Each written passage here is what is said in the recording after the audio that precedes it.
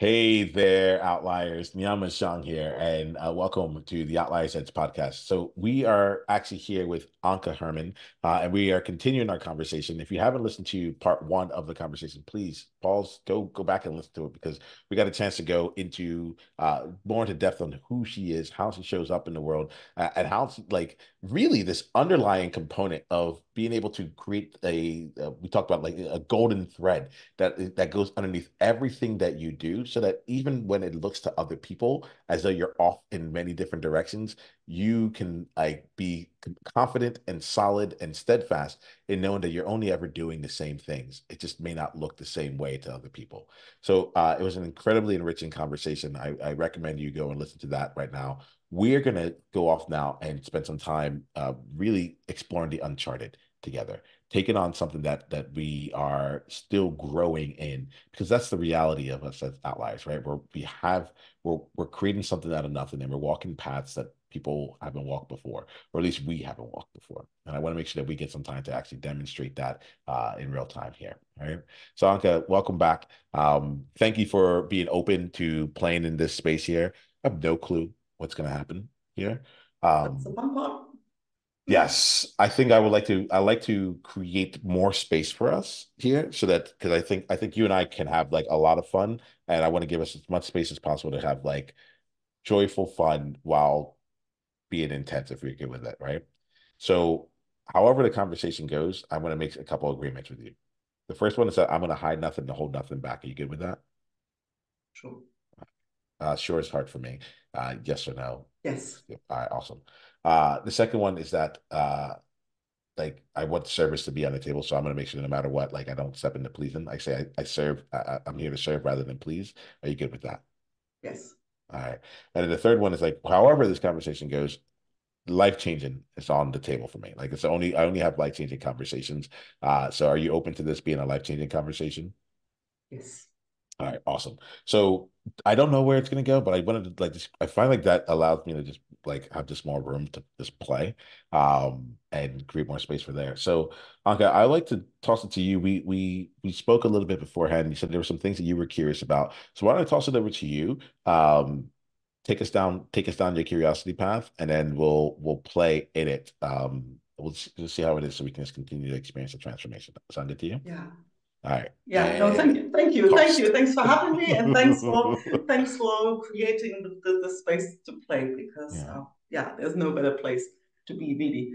I'm curious because you dropped sort of a couple of times, you've got that maths background and so that very structured mind. So how does your outlier being show up? Like, and what's your golden thread? Yeah. So, all right, I'll answer them in two different ways. I'll talk about like the outlier being when it comes to the math, like the so you talk about software development, and I think that for me, I see things in terms of I know where I go with this. When I was growing up, my math teacher, Miss Mack, she said there's more than one way to get to the Cherry Hill Mall. Right. I grew up in South Jersey. So there's more than one way to get to the Cherry Hill Mall. And like there's like it's been decades, but I've never really forgot that, where it's like um the way that math can be done, like you want to get to the number two, there's infinite number ways to get to the number two in an equation. And I think that for me on like when I look at stuff, I'm like, all right, it doesn't really matter how we get there. There are many different ways to make it come to life. More practically though, in the last 12 months or so, um, things with math and my business and the way I think about things like took a drastic shift. So math major, econ major, went to do retirement actuarial consultant. Like to this day, Anka, like I still haven't like met someone who like can whip out like an Excel and know more or do more than I would like. And I haven't touched Excel really in years, right? So I did that for took actuarial exams, like all that. Um, and got into macros. So I did a little bit of like programming, some like in college, and then I got into like macros in over there. And I think that was one of that actually ends up being like a component of how I think that keeps coming in, which is like I automate things now because I know like I know what it's like to create up front, do like a lot of the front loading the work, and then from then on being able to push a button and walk away, you know? Yes. And that to me, I'm big on that. I'm big on that. So that shows up in one way. The other thing that came up was, and this is what like it tossed me for a loop last year. I read a book and it was just talking about the cost to acquire a customer. It's like if you want to just be successful, the cost to acquire a customer must be less than the average order value or the lifetime value of it. Like it's a very simple equation. It's like just as long as this happens, your business will continue to grow, you know? And there was something in it, Anka, that threw me like hard because I was like, I've been doing this for years, and I have never considered that, like never considered it explicitly, that equation, or that relation. And I realized that like I had actually compartmentalized my actuarial days and said, well, that's not needed for coaching. That's not needed to be able to be an outlier. That's not needed for this. Yes, I'll use Excel, but like just enough to make sure that other people on my team don't get like freaked out. Like those my clients like, you know, rather than creating like using that process oriented mind that says I could just replace the variable and create things that would allow that to come in. So um yeah, it was really wild to me where I'm like, this is a very simple like relation. Like cost to acquire must be less than the average order value. And I missed it. Mm. I feel like I feel like I was just applying myself, like going out into the world, doing things without being like, there's a relationship here that you're ignoring and keep doing things, but how do you know when it will all end if you're not being mindful of that? And if you're not being mindful of something this simple, what else are you not doing? And the last thing I'll say is I'm like, you, Niyama, you're good with math. You're not afraid of math. My mental math has gone down. I don't spend as much time doing it. I go to the calculator way too often. But the thought was, if I've been pushing this away here, I I just wonder what it's like for people who like eyes glaze over as soon as you say the word plus. They're like, but kick me out. Yeah. Yeah. Does that answer the question? I know I talked for a while, so I Yeah, yeah, yeah. I No, didn't no, miss it. totally. And it's interesting. It's interesting what that brings up for me. What How, does it bring up?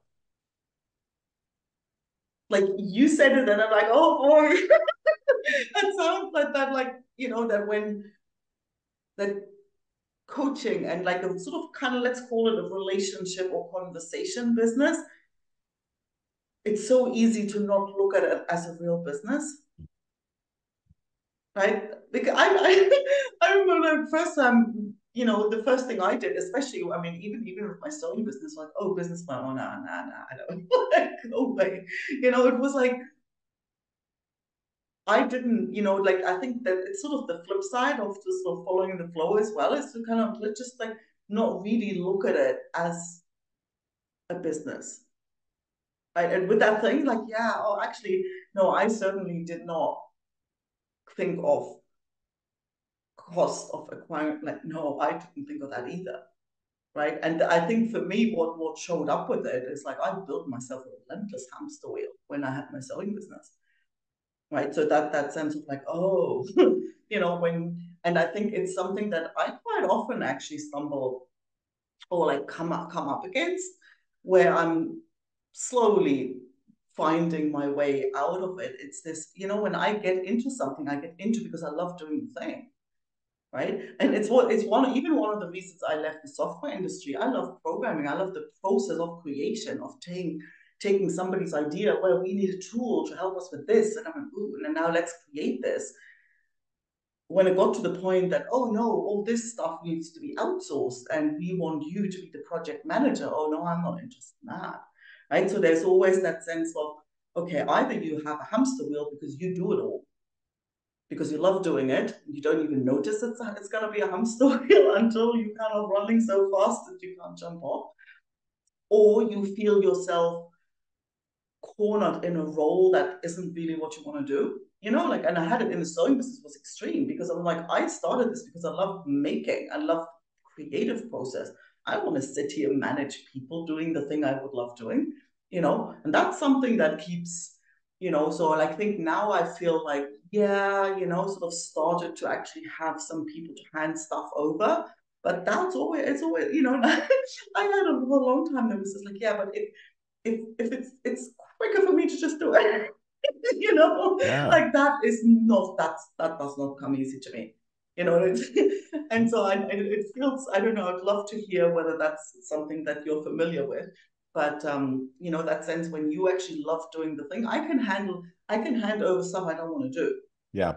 right? But Yeah. say, for example, podcast editing is an example. Yeah. I enjoy doing it. Right? My rational mind goes, that's not a good use of your time. So Mhm. you need to hand that over. But I find that quite hard when I actually enjoy doing the thing, right? Well, yeah, what's come for me right now is so I'm playing like there's been a shift that's been happening, and um what you just described, I actually think back to what you were talking about with the process that you had with like basically design thinking and like be able to create, like I'm always doing that. Um I'm starting to find myself applying that, like my version of that, to what needs to get done and delegation and so forth. So let me make this real. Um, so what what occurred, one of the shifts that happened once I started looking at the numbers of things was that like I just didn't think what I was doing was that good. It was different. So it was getting me somewhere, but in terms of like was it like did I was it robust enough, or how big of it, like did I lay a good enough foundation, so on and so forth. And what's been really interesting for me is I used to be, I still am, but I'm like very big on like I'd rather you be the only than be the best. And then like what I think has been happening now has been like, what if I was the only and it was the best? Like not just different, but also like just spot on awesome. And so like I think what I'm getting at here is that's been a shift, right? Because I've been like, I want to just keep jumping to new things and do different things. And what I've been finding is, I've been taking, I've been my thing that I love is to take things that people haven't done and to like just keep expanding what people think is possible. You know, my thing that I love is to like keep finding ways to like challenge myself and to take on something new, but to play it out in a different way. So now I'm applying that in like to say, okay, how great of a process can I make this, right? How can I make sure that like how can I actually use my creativity in the system that I'm creating to just make that one system better and like be like 1,000 times better than anyone else's experience, rather than having like 100 different things that are like, that you get what I'm saying? Like the Yeah. math doesn't work. Like, I'm like, so I'm finding that as the approach. That's fascinating. You know what reminds me? I had Matt Johnson on the podcast, and his whole thing. I mean, I haven't spoken to him for a while. I don't know where he's at now, but his book and his podcast, everything was about micro famous, right? And he was about extreme niching, like literally, like yeah, you want to niche so far that you're the only one. And my little creative mind was like when he was talking, he was explaining that I could sense the resistance coming up. It's like, oh no, can't possibly, because he started out like doing podcast production for people or something like that. Like out of all the things he loves doing, that was the one thing, and then he only had this one offer, and it's just what you're saying. Like it was so slick, and it was like very one audience, one problem, one solution, super tight, right? I could feel it. He was laughing because I was like, my creative mind goes like, oh no, no, no, no, So no. that, Having that, we get bored. And you know what he said to me? yeah, He said, stop it. He says, you scratch your creative itch by going deep. And that's exactly what I heard you just say. that's it. When you don't have to do 50 million things. And I was like, oh, that I get, right? That I get when you get creative in the intricacies of the thing, but it's narrow, right? And so that was the first time I actually understood that. I understood the beauty of that and how much space for creativity there is in that, even if the solution or the problem or the niche, whatever, is like super tight. Well, this is the thing, like, 'cause if I'm sitting here, I'm like, it's like, it feels it feels different from what you like the way you go about things, but it's like it's the same process, right? And I think that's it. Like it's the same, like I'm doing the same thing, only like Yes. I'm late. I believe in return on investment, right? So like, and I believe in let's use the math since we're talking math and economics here. I believe in the power of compounded, right? Mm. Compounded interest, right? And it's like, and what I was realizing was that I was doing like I was doing addition beforehand.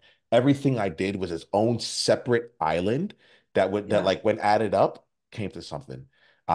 However, like now I feel like I'm doing work where like I'm entering into the world of exponentials. And they're small exponentials, it's like, 1.01, something to the 1.01 power, 1.012, like it's not massive, but like I'm building, it's becoming 1% better and compounded upon itself in a way that wasn't being done before. So what was getting like the element for me was like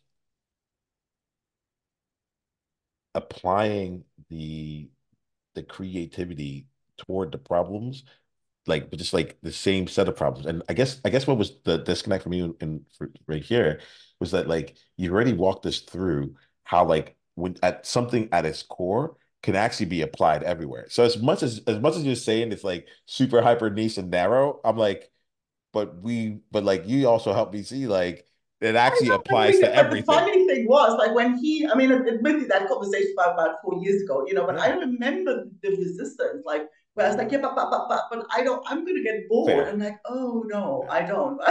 Yeah, no, super fair. If you look at it like that, and it was just like this whole eye opener, because I Yeah, would always resist this.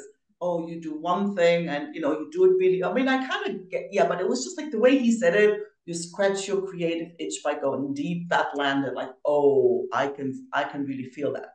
I can I feel you on totally that see that. because two Mm. years ago, I would not. I would be. I would. I don't even know if I can listen to myself right now. Right. Like, and this is the thing that's interesting. Right. It's like there's times where I don't even recognize the person I show up as now because I'm like, oh my, that shift is taking place. And um, oh, okay, Anka. Right now we're gonna have to with the like end here. And I'm making a point with this kind of conversation where I'm like, there's no need to have any like huge ahas or anything like that. Like I just want to be in space of us being in exploration. Can I share with you the insights that I got from this conversation? And if you can share with I'd me love you yours, and to. then we'll Yeah. we'll end it from there. Okay. Um, the insight that I have here is one, I like to play, so it's fun for me to be in like like on this side here where someone's looking to pull out more and see some things. Uh that's one of the insights I had here. And the other insight that I have is like uh just like I can feel like the a level of not this yeah, I think I'm at a place of maybe acceptance. I think a part of me felt shamed that like in the last year I wasn't outwardly creative. A part of me felt shamed that like with what I have been doing with the business beforehand, felt like I'm like, how did I not know some like the basics, how was I not applying that, how did I like all those things. But as we're talking here, I feel myself like in a space of like acceptance around it. And I get really excited for when we get to like the next level, which is like, oh, like the strength that has come because of that experience. I'm still working my way towards it, but I really do feel like in the way that I'm answering it, I'm like, I feel really solid. And that was not necessarily how I was feeling beforehand. So I want to thank you for that. Do you have any insights that you'd like to share from like anything in our conversation today?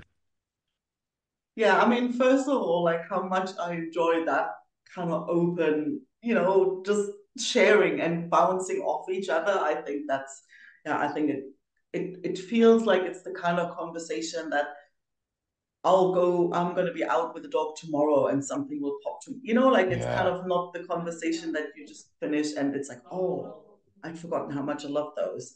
But and also That kind warms of my heart. speaking to somebody who kind of where you feel like, oh my God, like he operates, he functions just like me. It's I don't know. Let's just go get all emotional.